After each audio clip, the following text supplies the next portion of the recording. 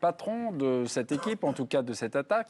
Vous retenez quoi? Sa première période, on va dire, un peu fade, un peu décevante, ou sa deuxième période, où finalement, Griezmann s'est peut-être réactivé. Alors, vous retenez quoi? Sa première, sa deuxième période, habillage à la française. Et Ludovic, première ou deuxième? Son match dans son intégralité. Son match. L'homme de la synthèse, Ludovic Aubry. Dave, ce qui vous intéresse? Si je dois choisir, plutôt la première. La première? Ouais. Ok. Olivier? Pareil que Ludo, l'ensemble première du match. Parce que... Ah, Ludo, l'ensemble du match. Vous ne choisissez l'ensemble du pas. match. Ok. Non. Il n'y a pas Régis? lieu. Pareil que Ludo et Olivier. Ok. Il n'y a pas lieu. Non. Ok. Jo? Plutôt sa deuxième. Plutôt sa deuxième? Ok, bah première. On va faire première, deuxième, et puis après Je on aura n'oublie pas la l'ensemble. première. Ouais. Voilà. Moi, la première, C'était l'homme qui avait perdu le plus de ballons, hein, il me semble, à la Un sur mi-temps, deux. j'avais donné C'est un avec déchet. 14 sur 29. c'est Voilà. un déchet qui est non seulement inhabituel, mais qui est vraiment très élevé. 1 sur 2, c'est vraiment beaucoup. Je trouve pour ce joueur-là, en plus, qui est normalement un modèle de justesse, ok, j'entends bien, les lignes étaient serrées, ok, très bien. Mais je trouve aussi que ça correspond à un moment, notamment après les 20-25 premières minutes, où en plus l'équipe de France se fait bouger. Et je trouve qu'il a un peu de mal à exister dans cette configuration-là, sur ce match-là, j'entends. Alors que contre le Danemark, par gros temps, je trouve qu'il avait été fondamental pour refaire émerger cette équipe de France. La deuxième, c'est pas que je diminue, j'ai dit juste qu'en fait, pour moi, le match, il est plié avec le but de Giroud à la fin de la première. Après, derrière, il déroule, mais avec une équipe où le rapport de force derrière, il est établi. La Pologne est inoffensive et l'équipe de France est au-dessus et nettement au-dessus. Donc, j'ai tendance à dire, on parlait de train qui arrive à l'heure, je trouve que être performant pour Griezmann dans cette configuration-là, je dirais que c'est assez naturel. Dans une configuration où à un moment le match se complique, j'attendais plus de lui et je ne l'ai pas eu. C'est ça qui m'embête un peu. Mais là, c'est parce qu'on. Bertrand se mêle à nos débats, vous avez réagi par rapport aux propos de Dave, c'est bien ça? Parce que je suis d'accord avec lui. J'ai été enthousiasmé par Griezmann depuis le début de la compétition et je l'ai moins été ce soir. Et je ne sais pas si Antoine Griezmann est le baromètre de l'équipe de France. En tout cas, il y a quelques raisons de le penser. Parce que peut-être que la France n'a pas été bien en première période, parce que lui a eu beaucoup de déchets et il est maintenant dans une zone un peu moins haute sur le terrain où les ballons perdus sont évidemment précieux. Il n'a pas été aidé par certains de ses coéquipiers au milieu de terrain, mais sur la première période, il y avait vraiment un gros goût d'inachevé. Et il était beaucoup mieux en deuxième, et comme par hasard, l'équipe de France était bien mieux également, et ça a coïncidé avec la meilleure période de notre équipe. Donc pas de quoi remettre en question évidemment tout ce qu'il a réalisé depuis le début de la compétition. Mais je trouve que ce match peut-être illustre à quel point il va être moteur et important pour nous, parce que quand il est moins bien, on en a vraiment bavé, on a eu du mal à tenir le ballon, à en récupérer. Enfin voilà, moi à la mi-temps, bon, il y a eu le but de Giroud qui nous permettait de respirer un peu mieux, mais il y avait quand même dans les travées, dans le virage français, quand même pas mal d'inquiétudes sur la première période, et je trouve que Griezmann l'illustre bien quand même. Autre commentaire, et celui-là est d'importance, il n'est pas commentateur, il est sélectionneur Didier Deschamps qui est revenu sur le match d'Antoine Griezmann. Il trouve qu'il a fait beaucoup de belles choses, il a tellement fait de bonnes choses, mais il s'est un peu dispersé dans des zones certes utiles, mais ça peut déséquilibrer en deuxième période. Il s'est plus replacé dans sa zone axe droit, il a éclairé le jeu, il a permis à Ousmane d'avoir plus de ballons, il est très très important pour nous. C'est une info, ça. Axe droit, c'est ce qu'il dit? Ouais, dans sa zone axe droit. Ouais, non, mais c'est drôle parce que moi, plus le tournoi avançait, plus c'était quelqu'un qui était, on va dire, libre de ses mouvements, non?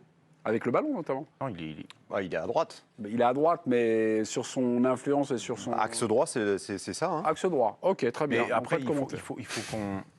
Et ça, vous parliez de changer de logiciel quand on a analysé 2018 et 98, tout ça. Il faut peut-être qu'on change aussi un petit peu de logiciel lorsqu'on analyse les matchs de Griezmann. Est-ce qu'on est dans l'attente d'avoir des buts, des passes D, tout ça? Est-ce que ça fait... moi, je l'ai vu, il nous a sauvé 2-3 ballons chauds dans la surface de réparation quand il y avait le feu. C'est lui qui est venu les sauver, ces ballons. C'est pas Varane, c'est pas Upamecano, c'est lui qui était dans la surface à enlever des ballons où ça aurait pu faire but. Hein. Vous vous rappelez là? Et juste avant le deuxième... Ça veut dire que dans la période où on souffre un peu plus, bah, évidemment que tu comptes maintenant, tu as 3 joueurs devant, donc lui, il l'a un peu moins, mais lui, il file un coup de main. Et le coup de main qu'il nous a filé sur la première période, quand on était un petit peu moins bien, je peux vous dire que ça s'est vu. Et dans les ressorties de balles, quand la Pologne a commencé à nous mettre un peu de pression, il y a toujours une petite touche, il y a toujours un truc, un changement d'aile, un truc intelligent qui va te permettre de sortir du pressing. Alors faut être un expert pour le voir. Mais Il en a perdu beaucoup.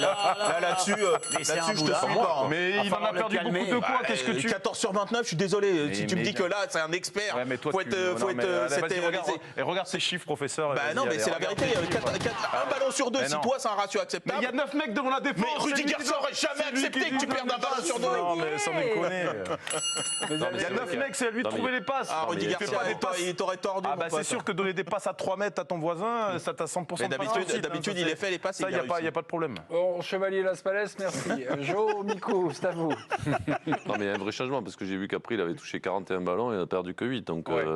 voilà, le ratio, il fait bien meilleur deuxième mi-temps que la première. On est mieux collectivement.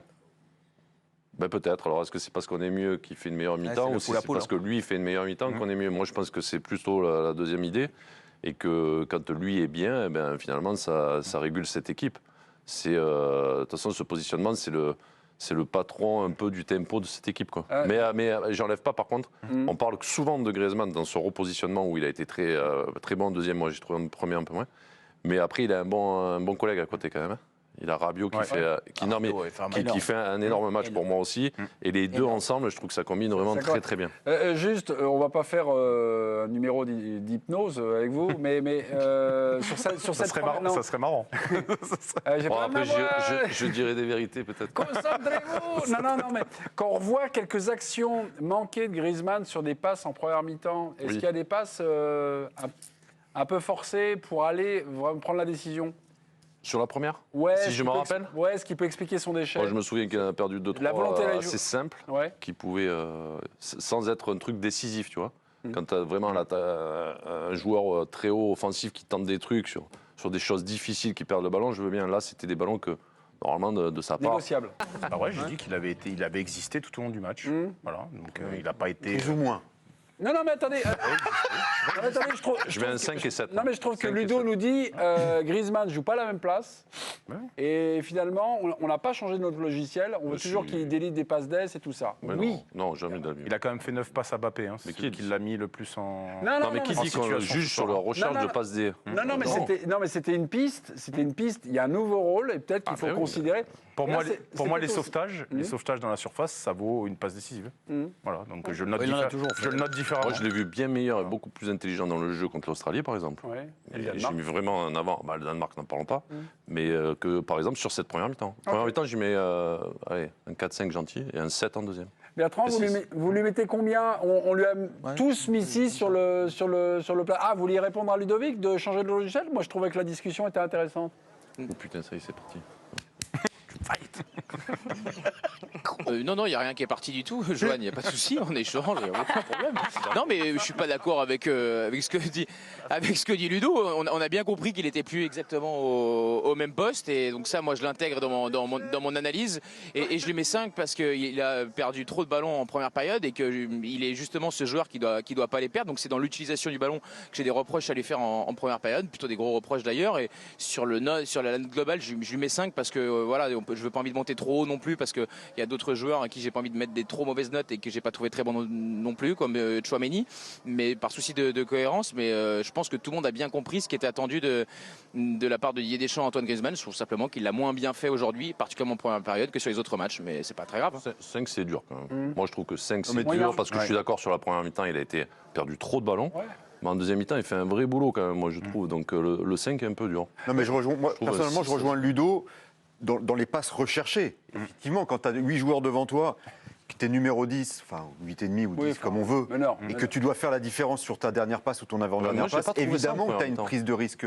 J'ai pas trouvé qu'en première mi-temps, il prise de cherchait risque. des Surtout ses quand on balles a perdues, neuf- était quand sur on a neuf des qui passes D, défendent devant quoi. toi. J'ai pas trouvé ça, moi. Je trouvais qu'il perdait des ballons simples.